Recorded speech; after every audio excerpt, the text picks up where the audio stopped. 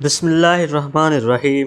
پیارے دوستو، knowledge to grow کی ایک نئی نشست میں حاضر خدمت ہیں، اور آج ہم حضرت عیسیٰ علیہ السلام کے 4 انتہائی عجیب و غریب اور حیران کن معجزات کے حوالے سے بات کریں گے۔ دراصل حضرت عیسیٰ علیہ السلام نے جب بنی اسرائیل کے سامنے اپنی نبوت اور معجزات کا اعلان کیا تو آپ نے کچھ یوں فرمایا۔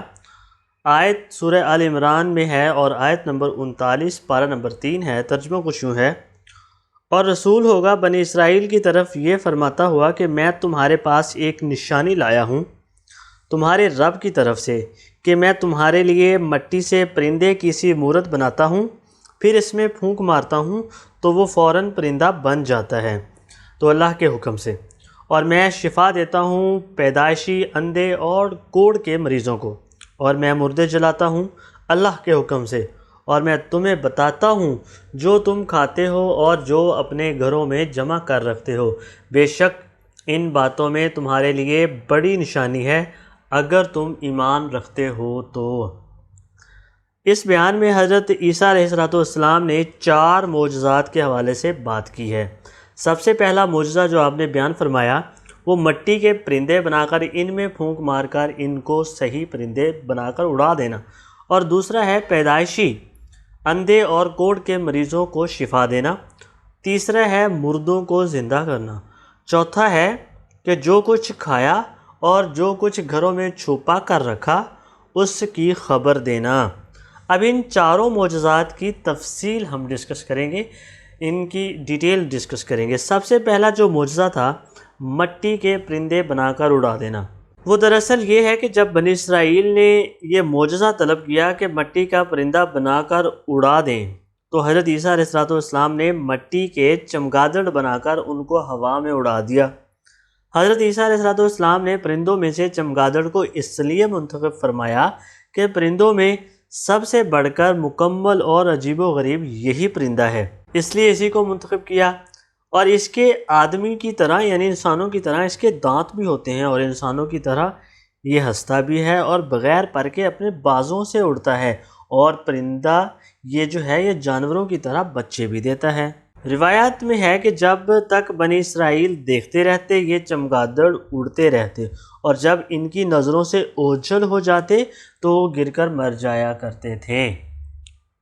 ایسا اس لیے ہوتا تھا تاکہ خدا کے پیدا کیے گئے اور بندہ خدا کے پیدا کیے گئے پرندوں میں فرق اور امتیاز باقی رہے۔ یہ تفصیل روح البیان تفسیر میں سے بیان کی گئی ہے۔ دوسرا جو معجزہ ہے آپ کا وہ ہے پیدائشی اندھوں کو شفا دینا۔ تفسیر جمل میں ہے واقعہ کہ روایت کے مطابق ہے کہ ایک دن میں 50 اندھوں اور کوڑ کے مریضوں کو آپ کی دعا سے اس شرط پر شفا ہوئی کہ وہ ایمان لائیں گے۔ تیسرا جو معجزہ ہے وہ مردوں کو زندہ کرنے کے حوالے سے، اور آپ نے 4 مردوں کو زندہ کیا تھا۔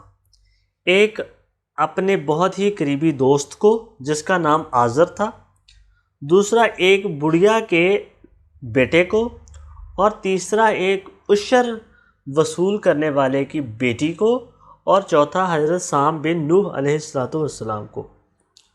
آزر کون تھا؟ آزر دراصل حضرت عیسیٰ علیہ السلام کا ایک بہت ہی مخلص دوست تھا۔ جب اس کا انتقال ہونے لگا تو اس کی بہن نے آپ کی طرف قاصد بھیجا، پیغام بھیجا کہ آپ کا دوست مر رہا ہے۔ اس وقت آپ اپنے دوست سے 3 دن کی دوری کی مسافت پر موجود تھے۔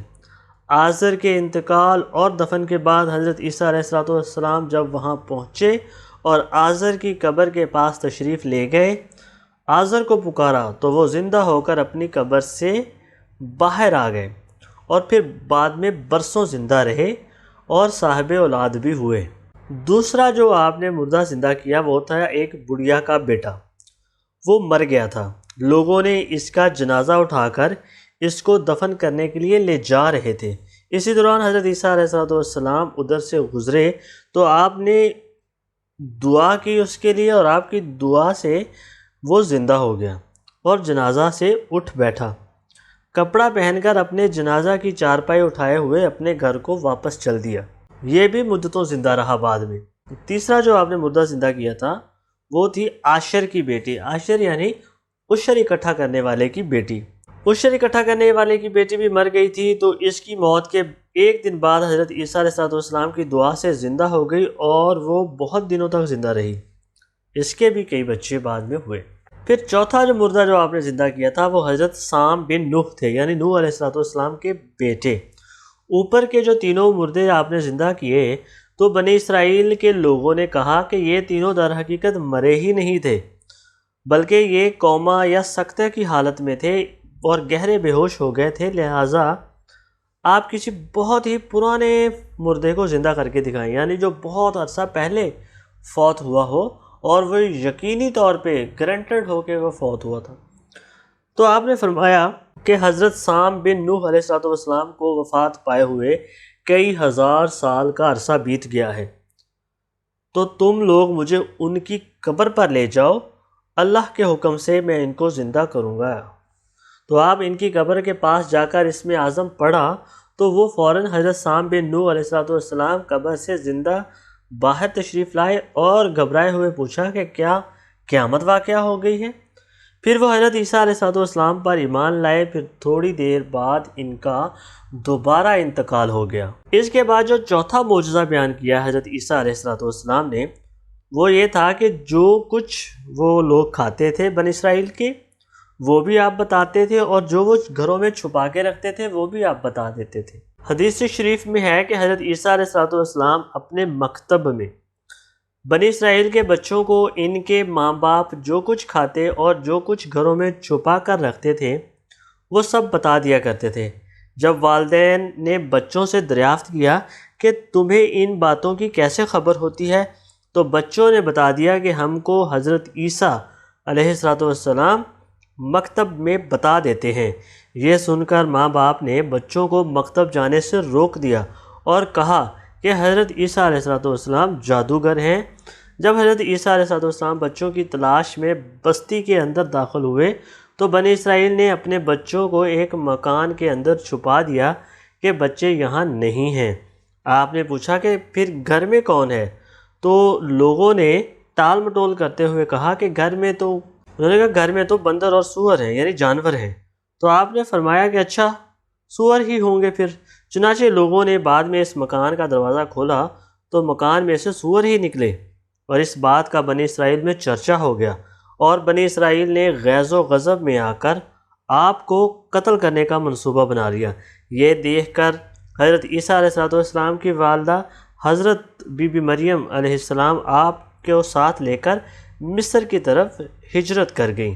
واللہ تعالی و رسولہ عالم۔